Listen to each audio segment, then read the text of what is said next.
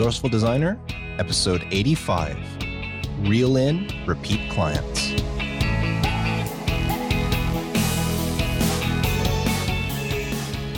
Welcome to the Resourceful Designer Podcast, offering solutions to streamline your graphic and web design business so you can get back to designing. And now, your host. He put blue and green together before they became trendy. Mark DeCote. Welcome to the podcast. Thank you for plugging me in your ears and listening to me talk graphic design with you. Now, in today's episode, I'm going to discuss how it's a lot easier to get new work from repeat clients, from existing clients, and how to go about achieving that. But before I get to that, I want to share a small story about a conversation I had with a client this week. This is a website client. Actually, I say he's a website client, but the website in question is not actually a website I built for him. This is actually the client. I think I've mentioned him before on the podcast that he went off and built his own website on Vistaprint, but he's the one that when it came to his main business, he hired me back to redo it. And I'm in the middle of building that website. But this question, he contacted me because of this one for Vistaprint. And the issue at hand is this was for a charity event that's taking place, and it's for a haunted walk that's going to be around Halloween time. So he built this website with a domain that had the words haunted walk in it and built the entire website and started all this publicity for the thing. And then this week he received a cease and desist letter finding out that somebody else has actually trademarked the term haunted walk here in Canada and telling him that he's in trademark violation for using that. And he called me up in a panic saying, Mark, do you know anything about this? Like, what's going on? You know, we have the domain was available. And first of all, I told him, I says, listen, if somebody sent you a cease and desist letter, get a hold of your lawyer right away. And which he did. And the lawyers looked over everything and said, yeah, this is legit. You can't use that name. So all this effort that he had put in to this website and the marketing for this event, he had to go and change the name of it. He couldn't use the words haunted walk anymore. Now, they've already made the changes. We've purchased a new domain name, and luckily we were able to transfer the website over, just make a few changes, changing the name, doing a find and replace. I helped him with some of that stuff, even though it's not a website that I built for him. I did help him out because it is a charity thing. And as I said, he's a good client. I've done a lot of other work for him. But it's just one of those things that you don't think of. They were starting this charity event and they thought, wow, we have a great name for it. But they didn't do their due diligence. They didn't do a name search. They didn't try to register the name. They just said, oh, let's go ahead and do this. And it was only after the fact that they found out that they couldn't use the name haunted walk in the business, in the domain name or anything. So that's another conversation you can have with clients when they come to you and they want to register or they have a logo or they're starting a business. Make sure that they have registered, that they have done their due diligence. They've done a name search to make sure that they are actually allowed to use that name. I remember years ago at the print shop, somebody coming in and having a whole bunch of stuff printed. They had business cards, letterheads, flyers, stickers. They had a whole bunch of stuff made for their brand new business. And a few days later, after he picked it up, he came back in and says he needed everything redone. And when we said why, it ends up that he had never registered the domain name that he wanted. He had typed in the domain name and no website had come up, but he never actually searched to see if the domain name was available. And it turns out that somebody had purchased it. They just weren't using it. So when he typed it in and no website came up, he just presumed that it was available. So he had all his stationery and everything printed with that domain name. And it cost him, well, the money to reprint everything.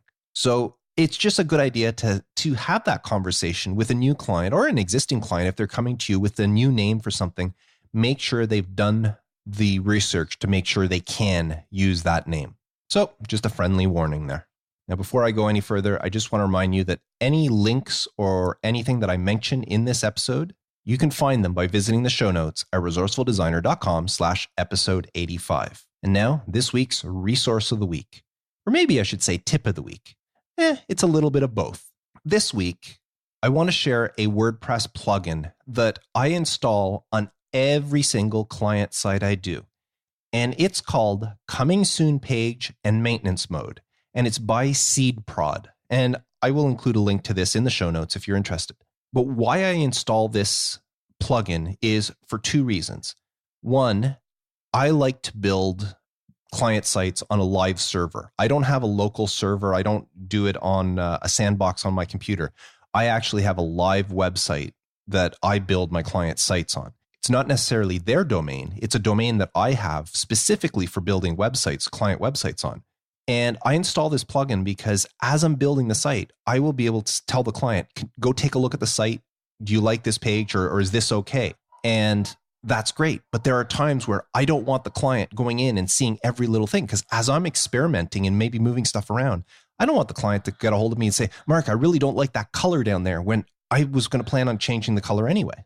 So this plugin allows you to put the website in either coming soon mode if it's for a domain, and I'll often do that if I register a brand new domain for a client and I install WordPress on it, I will install or put it in coming soon mode so that the general public, if they go to the domain, they will see this website's coming soon, and I'll include the logo. You can brand it to whatever you want. So you'll have the company logo, and I'll usually put contact information. You know, in the meantime, while you're waiting for the website, please contact so-and-so. Here's the phone number. Here's their email address, and so forth. Or if it's an existing site and the client wants you to go do some work on it, then instead of turning it into coming soon mode, I will put it into maintenance mode, which is another message just saying the website's undergoing some maintenance. Please check back soon. If I know how long it's going to take, you can say the website will be back up within an hour or within 10 minutes or whatever. But I always turn these things on for, as I said, two reasons. One, first of all, I don't want people stumbling across the website as I'm making changes to it, especially if it's a live website. And if it's a website being built, I don't want the clients going in and looking at what I'm doing until I'm ready to show it to them. So I will turn it on once I get their opinion, their review of what they think. Then I immediately turn that plugin back on so they can't see it until the next time I want to show it to them. And I've been using this plugin for a long time, and it has never failed me. As I said, it's usually one of the very first plugins I install on every single WordPress site I build. And once again, the name of it is Coming Soon Page and Maintenance Mode by SeedProd. But the link will be in the show notes for this episode. Now, are you enjoying this podcast? Do you get any benefit from it? Are you learning? Are you being entertained? If so, please consider becoming a patron of Resourceful Designer.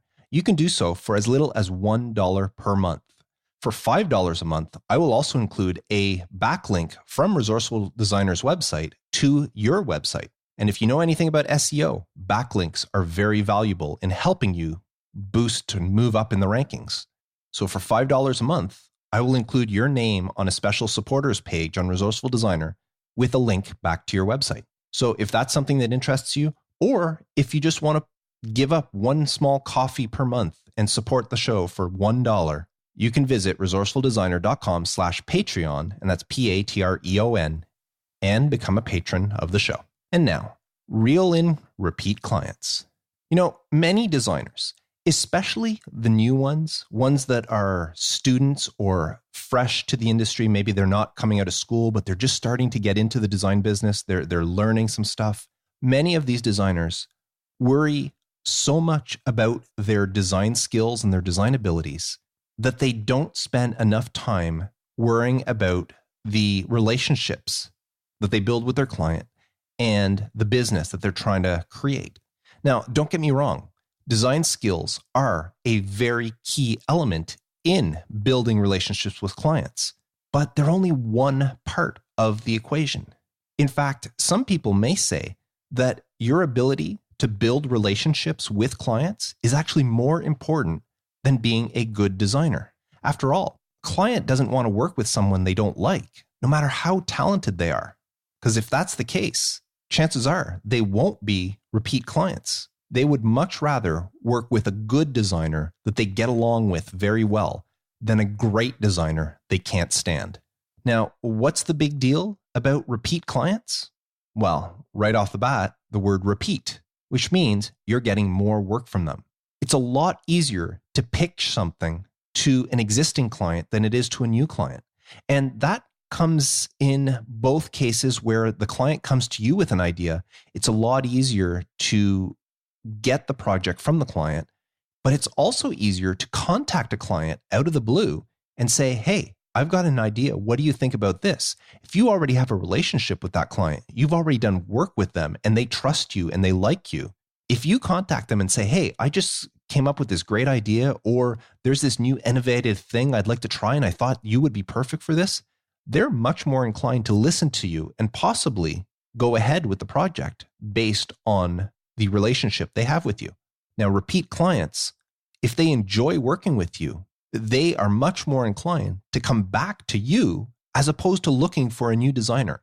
Unless they work for a company that insists they go out and get multiple quotes for designs. And even in those cases, I've had clients that their head office insists they get quotes, and they'll come to me and they'll say, Mark, we want to deal with you, but we have to get these quotes. Is there any way that we can do this? Can you maybe in your quote us for this, and then give us a separate quote for this, and this, and we'll submit this one showing the low bid, but whenever the time comes, then you can charge us for both of the, anyways, I've had different clients ask me different things. I've had clients come up to me and say, Mark, here, we got this quote from this person, this quote from this person. Is there any way you can underbid, even if it's just by $1, because the head office has to go with the lowest bid and we really want to work with you? And in some cases, I've looked at the quotes and I said, yeah, I could do that. I'll underbid them by a couple of dollars. And there has been times where I told them that, no, I can't really, that's much lower than I'm willing to work for. And it's funny to see the client sometimes bend over backwards or contact head office and say, listen, we're either working with this designer or we're not going to go ahead with this project, or we're washing our hands of it or whatever. But sometimes when you build those relationships with clients, they become these repeat clients, which are ever so valuable to your business. And to some clients, the reason they're repeat clients is because time is money, and they don't have the time or don't want to take the time to look for someone else. They were satisfied with the work you did. Maybe it was just one time and you don't have that full relationship built with them, but they do know you. They've worked with you in the past, and they don't want to take the money to find a new designer. So they'll just come back to you because in their mind, they're saving time, which means they're saving money, and they already know somewhat what the outcome will be. And the more of these repeat businesses you get from them, the easier it is to build the relationship, which builds in loyalty as time goes by. Look at repeat clients this way. Would you prefer work on a $5,000 job for a one-time client? Or would you prefer work on a $1,000 job for a client that comes back with more work every few months? In the long run, you're actually better off with that second client. It might take you a long time to get $5,000 out of them, but in the long run, you're probably going to get much more than that, as opposed to a single client who pays you $5,000 for one job and you never hear from them again. And that's why you should be trying to turn every client into a repeat client. Your business depends on it.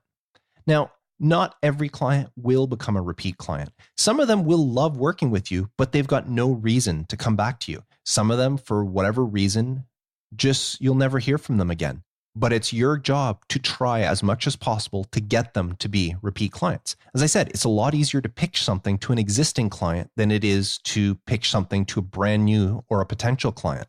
So build the relationships, reach out to clients. After you do a project, keep reaching out to them. Make sure they keep you in mind.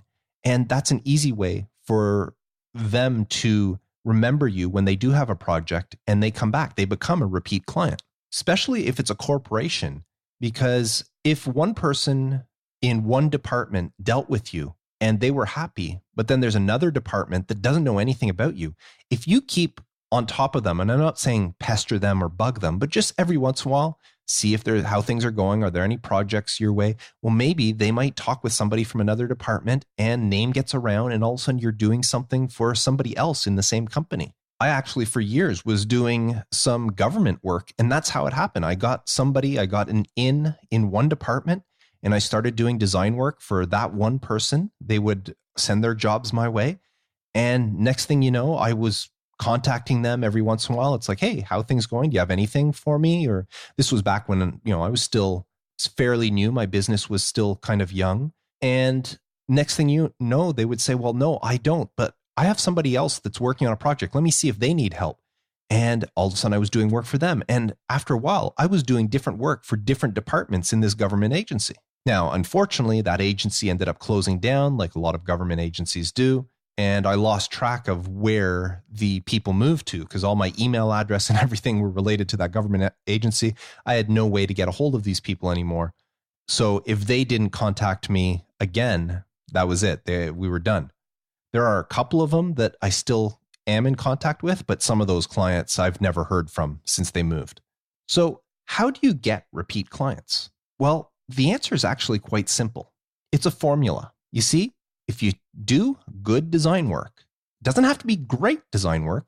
If it is, all the better. But if you do good design work and you treat your clients well, there's a very good chance they will become repeat clients. That's all there is to it. It's not rocket science. Think about a restaurant. If you go to a restaurant and you enjoy the food and you get great service, chances are you're going to go back to that restaurant. But if you go to a restaurant and the food's not so great or the service wasn't so good, you might think twice. And you go to a restaurant and it could have amazing food, but the service was horrible. You might go back for the food, but you might not want to because you don't want to put up with the awful service. Or if you go to a restaurant and the food was just, wasn't that great, but it had great service, are you going to go back to that restaurant just because it had great service, even though you know the food wasn't so good? No. So the formula, as I said, is simple. Do good design work, treat your clients well, and there's a good chance they become repeat clients. But treating them well and doing good design work goes beyond just doing what they ask you to do. That does help. But if you remember last episode, episode 84, where I talked about being a problem solver, that's the idea to go after. If you become more than just someone your client likes, if you try to become someone they value, then over time, you become someone they can't imagine not dealing with. And that's how you get those clients. I have clients that date back to my days at the print shop. I've been in business for myself here for 12 years, and I've got a few clients that I can say I've been designing their stuff for 15 years. There's one client I could say it's probably been 20 years now that I've been designing their stuff. And they keep coming back year after year, month after month to get things done because of that relationship. It's gotten to the point where they can't imagine designing with anybody else. They keep asking me, Mark, are you planning on retiring anytime soon? And of course, I'm only 47 years old. I'm not ready to retire yet. But they keep worrying that the day will come where maybe I'll get tired of doing this and decide not to design anymore, as if that can ever happen. But over time, if you do good work, and as I said, it doesn't have to be great. I'm not saying I'm the world's greatest designer. There are a lot of designers out there that do much nicer stuff than I am. But I do good quality work. And yeah, from time to time, I might do something that's great in some people's eyes. But as long as I do good work and the client is satisfied and I treat them well and I build those relationships and I become a value to them to the point where somebody can call me up out of the blue and say, Mark, we need your advice on something that maybe not even design related. I shared that story at the beginning of last episode as well, where a client that I've been designing for a long time called me up because he needed business advice. He needed help restructuring his business. It had nothing to do with design, but the value I had created in his mind outweighed my design skills that I was supplying to him. He viewed me as an advisor to his business and not just a graphic designer. So that's the idea. If you can do that, and for a graphic design business to succeed, you only need a handful of these good repeat clients. There are businesses out there that are doing very well, and they might only have 5, maybe 10 good repeat clients. And to some businesses, that's all they need to survive. That is one of the big myths about graphic design. When people are getting into the industry or students in school think that you need to have, 50 clients, 100 clients in order to survive. No, there are designers, as I said out there, that might only have 5 clients. That's all they work with. And they have more work than they know what to do with just those 5 clients. I can tell you, I just opened up my invoicing software, Billings Pro here, and I divide my clients in different categories. I've got active clients, which are clients I've done work for within the past 12 months. inactive clients, which are clients that are still considered clients, but I haven't done any work for them in the past 12 months. And then I have one called old clients, which are clients that I know have either closed or I know they've moved on to another designer, and chances of me designing anything for them in the future is very low. Well, if I just look in the last 12 months, I have 19 active clients. And some of those are very close to be moved into the inactive because I haven't done any work for them in 12 months. And yet I am still busy. I still have work to do all the time. And I could tell you, out of those 19, 20 clients in my active list, there's probably 5 of them, maybe 6, that are keeping me this busy. And it's because they are repeat clients. They, for one reason or the other, need my services on a regular basis. And these are not retainer clients that I'm doing stuff. This is just, they have new projects for me, or they find stuff that they need me to help with, whether it's to grow their business, to market their business, or whatever. Some of them are helping other people where they bring the work to me, but it's for a third party. Whatever it is, these clients have become extremely loyal, repeat clients. Now, I titled this episode, Reel In Repeat Clients. And the reason I said reel in is because you need to know that it does help to do, as I said, good design work and treat them well. But there are a few other things that you have to keep in mind. To accomplish this, in order to get repeat clients, these clients have to know what services you offer beyond what they hired you to do. If you haven't listened to it already, go back to listen to the second episode of Resourceful Designer at resourcefuldesigner.com/episode 2, which was titled, Do Your Design Clients Know What You Do? And the reason I did that episode is because so many times somebody will hire you and they hire you for one purpose. You are the problem solver for that one purpose. And maybe you are the go-to person. If they ever have a similar problem in the future, they will come back to you. But if they don't know that you also have the solutions to other problems, they might not come to you for them. So you have to let people know. If you are hired to design a poster for an event, make sure that they know. You can also design the banners that go with the event. You can design the wristbands if it's an event that takes wristbands, or tickets, or you could design the landing page or a website. You can design the stage, all sorts of stuff like this that they might not realize. If you design a website for a client, tell them that you can also design business cards. You can rebrand them. If it's time to update their logo, that's something you can do. If they're planning on going to a trade show, you can design their trade show booth. What about the signage in their lobby? You can design how the lobby will look, or at least the signage. If you're not comfortable with designing the whole aesthetics of the lobby, maybe you can just design what the logo will look. Maybe a nice brushed metal backlit logo on the main wall as people walk in.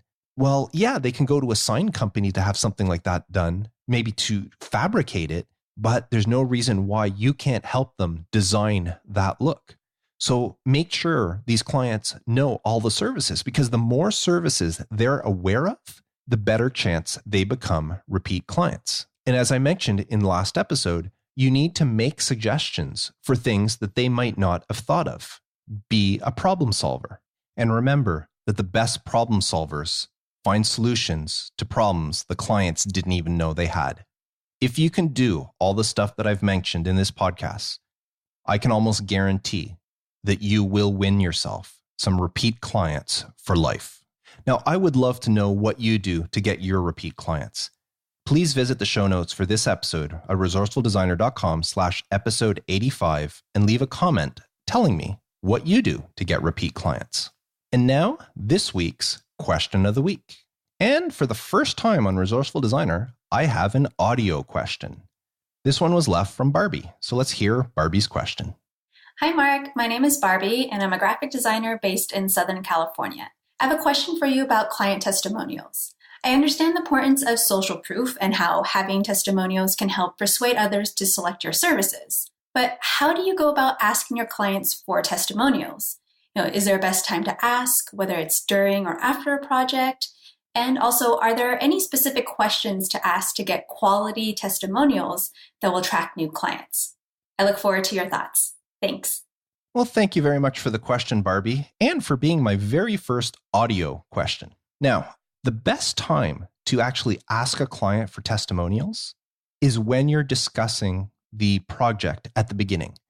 So as you're going through the brief and you're giving your proposal, you should mention it at that time that if the client is happy with your services, if they're satisfied with the work you provide and with the way you provide it, the way you dealt with them, you would really appreciate a testimonial from them after the project is complete. Now, the reason you do this right off the start is, first of all, it doesn't sound so much like you're asking for something. You're telling the client that, hey, if you're happy, I would appreciate this at the end. If you're not happy, then you don't have to give anything. But if you're happy, if you're satisfied, if you like what I did with you or for you, then I would really appreciate a testimonial.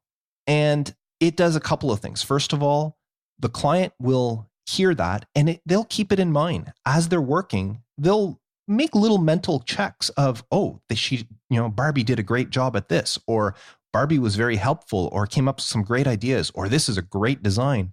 And at the end, they're more inclined to remember all these little pieces when they do write their testimonial. And when you remind them at the end, when you send them just a quick reminder, because you've already talked to them at the beginning of the project, at the end of the project, you just send them a reminder saying, you remember at the beginning, I asked you if you were satisfied that you supply a testimonial? Well, I'm just reminding you, I would love to get something from you if you feel like submitting something. And this will go a long way in getting clients to comply because you've already let them know as you started the project and towards the end of the project that they would be asked to leave a testimonial. If you wait till the end of the project, it's almost like, I won't say it's begging, but it's almost like telling the client, oh, were you happy? Was it good? Can I get something from you in return? But if you tell them beforehand, before they've even seen anything from you, then it's more genuine. You tell them, if you're happy, leave me a testimonial. If you're not happy, then don't. And at the end, just say, I want to remind you that I would love to get a testimonial from you, and leave it like that. Don't pressure them. Ask them once. If they send one, great. If they don't worry about it. Not all clients like to send a testimonial. Now, you asked about questions and things. You can kind of guide them. And at the end of the project, ask them, say, I would love to get a testimonial from you on such and such a topic, or on the way the design was being used, or you're dealing with me, or my professionalism. You can kind of guide them. If you look at your website and every testimonial talks about how great your design work is, well, maybe for the next client, tell them, I've got lots of testimonials from clients saying how great my design work is. I was wondering, would you be willing to talk about dealing with me? So don't be afraid to ask them for something specific. A testimonial on how efficient you were. Did you supply the project on time? Did you meet deadlines? Were you quick at getting back to them? Anything you want the testimonial on, you can ask them for it, but it's a lot easier to do so if you prep them before the project happened. Now, if you have a really good relationship with a client, you can always reach out to them anytime. And I've done that before when I needed something. I would just reach out to a client and say, hey, a long time no talk. It's been a while. We should catch up. By the way, I need a testimonial. Do you have time to write something? And if it's a really good client, they'll just, oh yeah, no problem. And they'll write. And you can almost dictate, this is what I need you to say. And they'll word it themselves, but they'll send you what you want. Now, the other thing to keep in mind with testimonials is if you're not happy with the way it's written, here's a little secret. You can actually go back to them and ask them to edit the testimonial. Ask them, say, you wrote it like this, but couldn't you possibly rewrite it like this? Or is it okay for me to change it to say this? Never change somebody's testimonial without asking them. But I've done this for clients. Like say a client wanted something testimonials and there was maybe 3 or 4 testimonials on a page and they were all maybe between 100 to 150 words. And then maybe they had one testimonial that was 300 words. And it just was throwing the balance off because of the design. Well, we've gone to that person who actually left that testimonial and saying, hey, listen, we love the testimonial you wrote for this client, but would you mind if we edit it down to say this? And you kind of make it sound like it's still them, but you rewrite it to fit. And we dropped something that was 300 some words down to about 150 words by eliminating some of the fluff or some of the stuff they said so that it suited the design better. And I've done this many times with different clients and for testimonials for myself, where you go in and say, I love your testimonial. Thank you so much. Can we make a small change? It would suit the layout or what I'm using it for it better. Can we change it to say this, or not change the complete meaning, but maybe just change the wording? Because some people will get very verbose, or they'll go in and talk about the specific project. Well, maybe you don't need that specific project or the specific details talked about. Maybe if a client talks, it's like, oh, they found the perfect font for me. We tried this font and this font and this font, but then finally at the end, they chose this font and it turned it out perfect. Well, you can edit that down to say, after searching for a while, the designer found the perfect font for me. So don't be afraid to go back to a client after a testimonial and ask them to either edit it or update it or do something with it. It's your testimonial. You're going to use it. You should be able to use it in the best way possible for you. But as far as asking for them, any time is acceptable, but I find it's always easier at the beginning of the project because at that point, they don't feel compelled yet.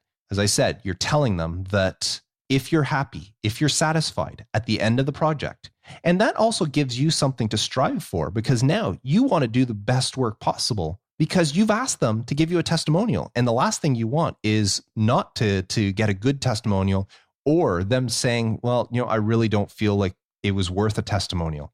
So it gives you incentive to do the best work. Anyways, I hope that answers your question, Barbie. That's my experience with testimonials. Some people may differ in their opinion, but that's what I found has worked for me. Now, if you would like to submit a question for the podcast, and I love this audio question, you can visit resourcefuldesigner.com/feedback, where you can type up your message or do like Barbie did and attach an audio file right there on that page to send it to me. And I would love to answer it on a future episode of the podcast. Now, before I go, I want to share another iTunes review I got. And this one came in from Carmilla from Spain. And luckily, Carmilla, first of all, wrote the review in Spanish. And I am not going to attempt to read this because I will butcher it. But luckily, she also provided an English translation. So I'm going to read that part. It says, I've been listening to Mark's podcast pretty much since he started it. It's really good, and he gives a ton of useful information on how to start your own design business. His English is pretty clear and easy to understand if you have some knowledge of the language. Very recommended. Well, thank you very much for that lovely review, Carmilla. My very first review in a foreign language. So that was kind of exciting. Actually, when I saw this review came in, there's a bunch of other people I know in the design industry and podcasters. And I contacted them and I just says, yay, I got my first non-English review. So it was kind of exciting. So thank you very much for that. If you would like to have your review read on a future episode of the podcast, please visit resourcefuldesigner.com/iTunes, where you can leave a review there.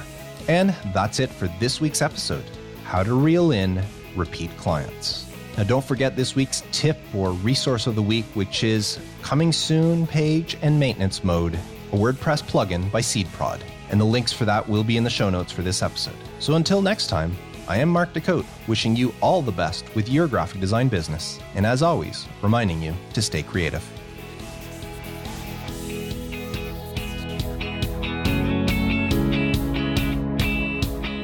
Thanks for listening to the Resourceful Designer podcast at resourcefuldesigner.com.